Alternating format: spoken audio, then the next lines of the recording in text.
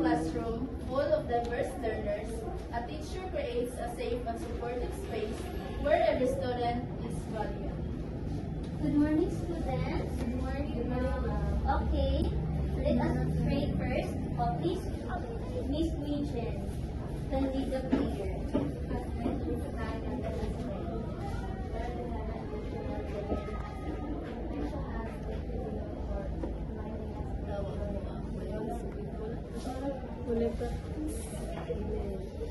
Thank you, Miss Regent. Okay, let me check the attendance.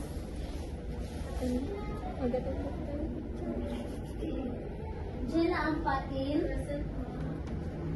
Shinwi Kalawig, Cedric Villanueva, Nijin Biason, Gang Lia, Mary Joy Lapating.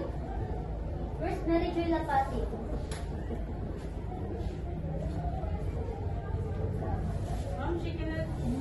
Okay, Ria.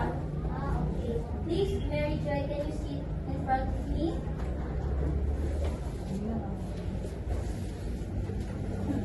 Today, we will learn about storytelling. So, kisa man itong nakadumdum pa sa atong yesterday nga storytelling. So, please, Jella, can you still remember? Ma'am, I find it hard to read long stories. Oh, no.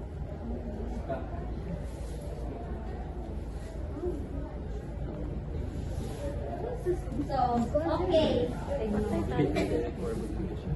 Thank you for telling me, Jella.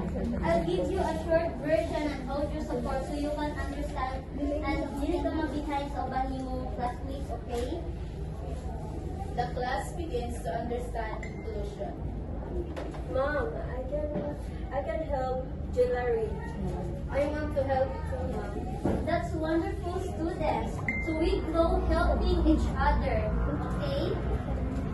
Later that day, Jella's parents meet with the teacher to discuss her progress. Oh, Mrs. Santos, Mr. Santos. Yes? Jella, okay.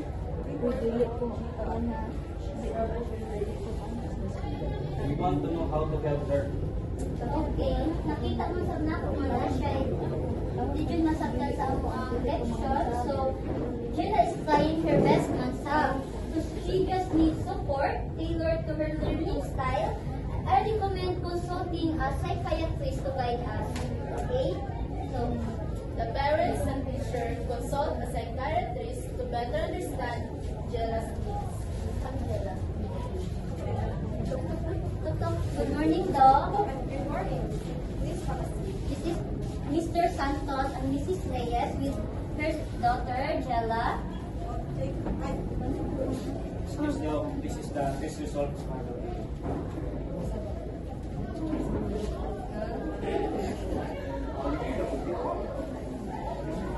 Can you see it, Mr. and Mrs. Reyes?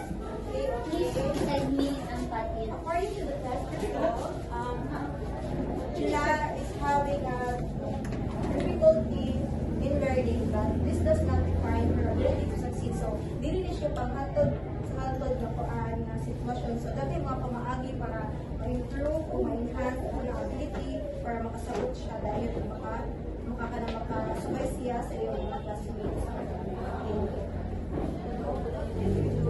So, just what I said earlier, so mag-provide ng pasensya. Siyempre, sa may ganang sitwasyon, kailangan give task na pasensya as a parents, and then encourage her nga buhaton ni, o sa buhaton diraan, kanang supportahan, kanang magamit tawag ka ng mga simple text, matawag din sa lakoris sa disudon, pwede ko ujud those, kaya parang minawag yung kamiya, mga positive reinforcement. So, encouragement, kanang encouragement, ang kanang patient pag yun, hindi na ka ma-recommend sa inyo ha, Garcia. Thank you, Doc. I will continue adapting my teaching methods in class. So, si Jella maka-adapt sa ako ang mga lections, para sa uban niya mga classmates, na di siya mag-behind. So, Mr. Santos. So, salamat sa inyo, Doc, ma'am. So, kami po sa parents, amo po siya alalayan sa balay naman para makakatong po siya pinahinay tungkol sa inyo.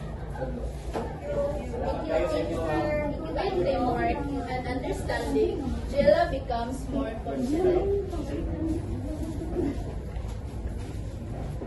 Okay, class.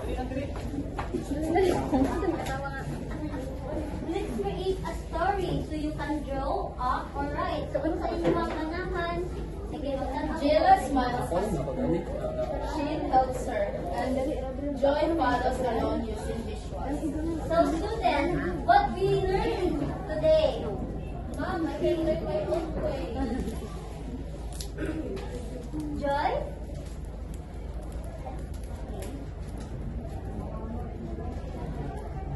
Okay, support helps me succeed. Thank you, students, na pinatabangan ka po niyo si Joy, na ma-assist siya.